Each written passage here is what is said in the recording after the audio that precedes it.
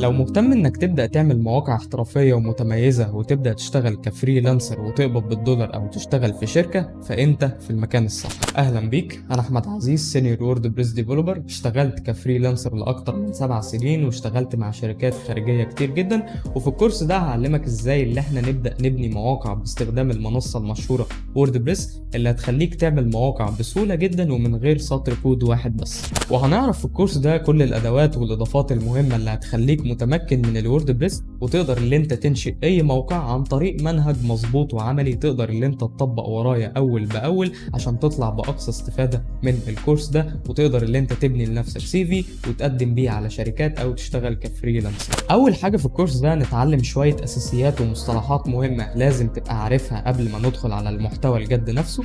بعد كده ندخل على المحتوى الاساسي وهو الوورد بريس، وهنمسك الوورد بريس من اوله لحد اخره، هنعدي على كل حاجة بالتفصيل. واهم حاجة ان في اخر السكشن ده هيبقى معاك اول تطبيق عملي وهتبني اول موقع بنفسك.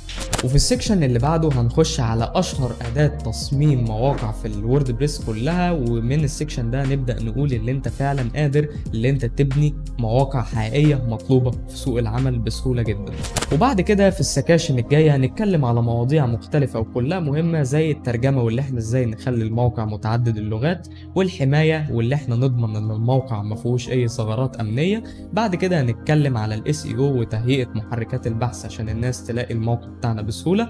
وبعد كده هنتكلم عن السبيد اوبتمايزيشن واللي احنا ازاي نسرع الموقع عشان نضمن ان اي حد بيخش على الموقع بتاعنا يبقى سريع وما فيهوش اي مشاكل. واهم حاجة اللي احنا بعد ما نخلص الكورس ده هيبقى فيه سيكشن في الاخر بنتكلم فيه بالتفصيل عن السي في والشغل واللي انت ازاي تشتغل كفريلانسر، وهديلك في السيكشن ده شوية نصايح وحاجات مهمة وأدوات مهمة جدا هتساعدك اللي انت تخليك متميز عن باقي المنافسين في المجال، وهضمن لك اللي انت بعد ما تخلص الكورس ده هتعرف اللي انت تشتغل بسهولة جدا. وبس كده، متحمس اللي احنا نبدأ الرحلة دي مع بعض اللي هتخليك قادر اللي انت تنشئ بكفاءة اي موقع من غير سطر كود واحد بس. تقدر دلوقتي اللي انت تشتري كورس او تشوف السامبلز او الفيديوهات التانية اللي بتعرفك تفاصيل اكتر عن الكورس.